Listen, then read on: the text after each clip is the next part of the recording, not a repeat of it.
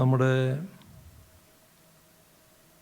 പ്രവാസ ജീവിതത്തിൽ ഉണ്ടായ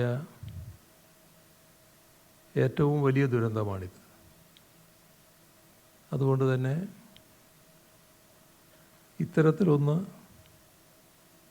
ഇനി ആവർത്തിക്കാതിരിക്കാൻ, വിലപ്പെട്ട ജീവൻ നഷ്ടപ്പെടാതിരിക്കാൻ ആവശ്യമായ എല്ലാ കരുതലും എടുക്കേണ്ടതുണ്ട്. കുവൈറ്റ് നല്ല രീതിയിലാണ് ഈ സംഭവം ഉണ്ടായതിനു ശേഷം പ്രതികരിച്ചിട്ടുള്ളത്. ഫലപ്രദമായ ഇടപെടൽ കുവൈറ്റ് സർക്കാരിൽ നിന്നും ഉണ്ടാകുമെന്ന് തന്നെയാണ് പ്രതീക്ഷിക്കുന്നത്. എന്താണ് ഇത്തരത്തിലൊരു അപകടമുണ്ടാവാൻ ഇടയായത്? സാധാരണഗതിയിലുള്ള പാലിക്കേണ്ട സുരക്ഷാ ക്രമീകരണങ്ങളിൽ ഏതെങ്കിലും തരത്തിലുള്ള വീഴ്ച വന്നിട്ടുണ്ടോ? അതിന് അങ്ങനെ ഉണ്ടെങ്കിൽ ഉത്തരവാദികൾ ആരാണ്? അതുപോലുള്ള കാര്യങ്ങളിൽ ഗൗരവമായ തുടർ നടപടികൾ കുവൈറ്റ് സർക്കാരിൽ നിന്നും ഉണ്ടാകുമെന്ന് തന്നെയാണ് അവരുടെ ആദ്യത്തെ പ്രതികരണം വ്യക്തമാക്കുന്നത്. അതോടൊപ്പം ജീവിതം കരുപ്പിടിപ്പിക്കാനാണ് പ്രവാസികളായവരിൽ മഹാഭൂരിഭാഗവും പ്രവാസ ജീവിതം നയിക്കുന്നത്. വിഷമകരമായ ജീവിത സാഹചര്യത്തിൽ നിന്ന് കരകയറാൻ ആഗ്രഹിക്കുന്ന ഒട്ടേറെ പേർ ആ കൂട്ടത്തിലുണ്ട്. ഇന്ന്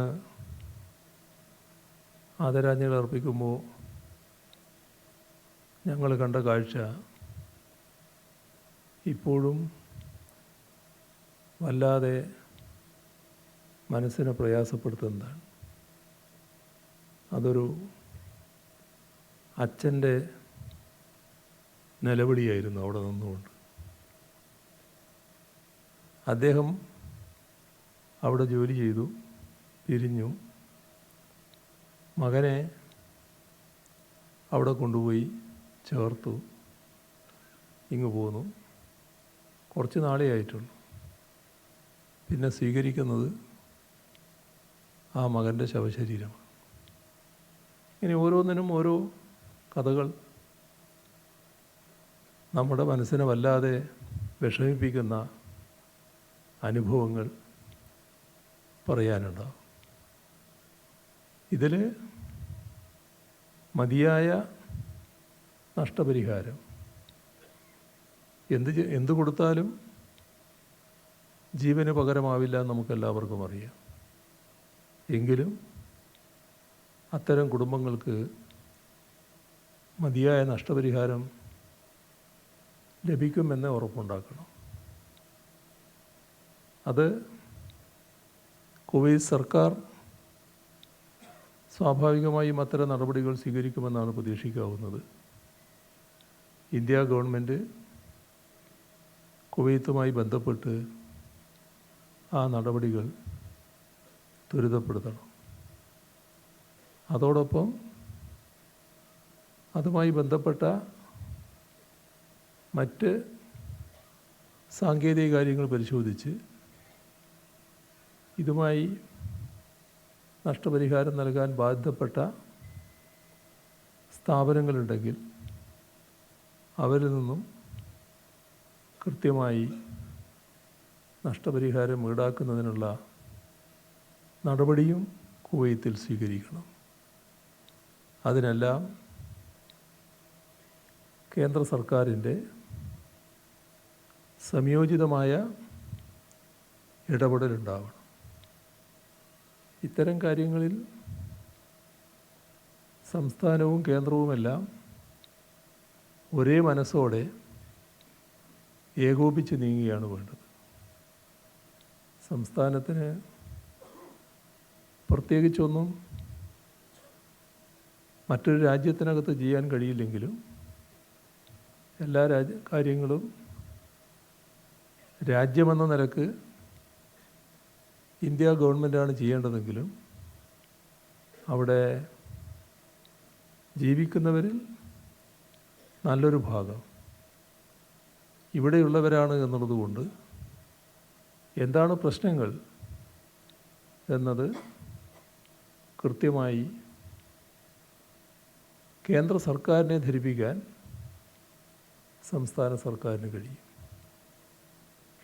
അതൊന്നും വേണ്ട എന്നൊരു സമീപനം ഇതുപോലൊരു കാര്യത്തിൽ സ്വീകരിക്കുന്നത് ഔചിത്യമല്ല എന്ന് മാത്രം ഇപ്പോൾ പറഞ്ഞു വെക്കട്ടെ. ഇവിടെ നല്ല ഇടപെടലുകൾ അവിടെ രൂപീകരിച്ച ഹെൽപ്പ് ഡെസ്കിലൂടെ ഗ്ലോബൽ കോൺടാക്ട് സെൻറ്ററിലൂടെ നമുക്ക് നടത്താൻ കഴിഞ്ഞിട്ടുണ്ട്. ഇന്ത്യ ഗവൺമെൻറ് നടത്തുന്ന എല്ലാ ഇടപെടലുകൾക്കും സംസ്ഥാന സർക്കാരിൻ്റെ പൂർണ്ണ പിന്തുണയും നൽകുന്നുണ്ട്. ഇന്ത്യ ഗവൺമെൻറ്റിൻ്റെ വിദേശകാര്യ വകുപ്പുമായി കേരള സർക്കാരിൻ്റെ പ്രതിനിധി പ്രൊഫസർ കെ വി തോമസ് ഈ സമയങ്ങളിൽ നിരന്തരമായി ബന്ധം പുലർത്തി വരികയും ചെയ്തിരുന്നു. നമുക്ക് ഏത് ദുരന്തം ഉണ്ടായാലും